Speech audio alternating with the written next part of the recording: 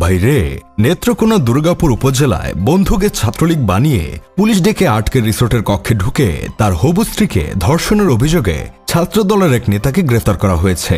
কি এই ঘটনা কি খুব চেনা চেনা লাগছে? মনে হচ্ছে এমনই একটা ঘটনা কোথাও আরো একবার দেখেছেন।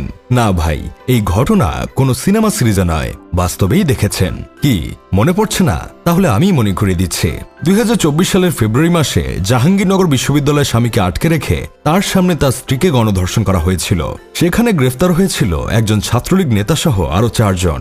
সেই রকম ঘটনা আবার রিপিট হলো।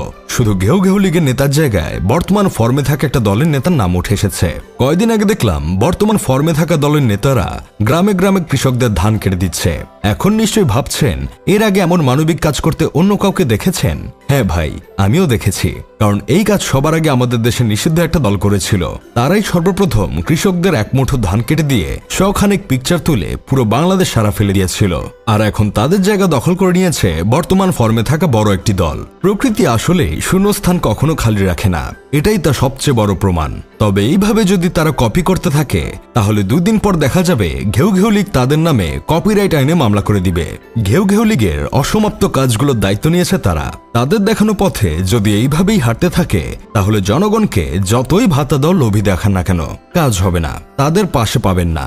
যদিও কোনো কারণে বাংলাদেশের ফর্মে থাকা দলটা একটু প্রশংসা পাওয়া শুরু করে, ঠিক তখনই কোনো এক বস্তি থেকে উঠে আসা ছেলে তাদেরকে আবার পুনরায় ডুবিয়ে দেয়। এজন্যই তাদের প্রিয় নেত্রী বেগম খালেদা জিয়া একবার বলেছিলেন, বস্তির পোলাপান যেন ছাত্রদল না করে। তিনি কোয়ান্টিটি নয়, কোয়ালিটির প্রতি গুরুত্ব আরোপ করেছিলেন। কিন্তু শহর থেকে গ্রাম মহল্লা আপনি যেখানেই যান না কেন, সব জায়গাতেই এই ধরনের আলতু ফালতু টোকাই বস্তিদের নিয়েই দল গঠন করতে দেখবেন।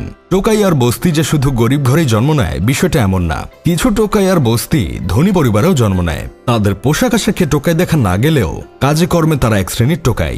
এই যে নেত্রকোনায় বন্ধুকে ঘেউ ঘেউ লীগ বানিয়ে পুলিশে দিয়ে তার স্ত্রীকে ধর্ষণ করার ঘটনার কথাই বলেন। একটা সুস্থ মানুষের পক্ষে কি এই ধরনের কাজ করা সম্ভব? একজন অসুস্থ সাইকো টোকাই ছাড়া তো কেউ কারো বন্ধুর সাথে এই ধরনের কাজ করতে পারে না। এই যে অপরাধী সবার সামনে এমনকি গ্রেফতারও করা হয়েছে, এই অবস্থাতেও যদি এই ঘটনার বিচার করতে মাসের পর মাস চলে যায়, তাহলে তো মানুষ আর কখনো এই সংস্কারের আইন ব্যবস্থাকে বিশ্বাস করতে পারবে না। মুখে মুখে সংস্কার সংস্কার বলে বেড়ালেও এদেশের আইন ব্যবস্থা কিন্তু সেই ফ্যাসিস্টের আমলের আইনের মতোই রয়ে গেছে। তাছাড়া এদের কঠিন শাস্তির ব্যবস্থা না হওয়ার কারণেই আরো মানুষ এই ধরনের অপরাধ করার সাহস পাচ্ছে। এই যে গ্রেফতার হলো, তাতে কি হবে যদি সঠিক বিচার করে শাস্তির ব্যবস্থা না করা হয়? যাই হোক, শেষমেশ আমি গোলাম হোসেন একটা কাজের কথা কই।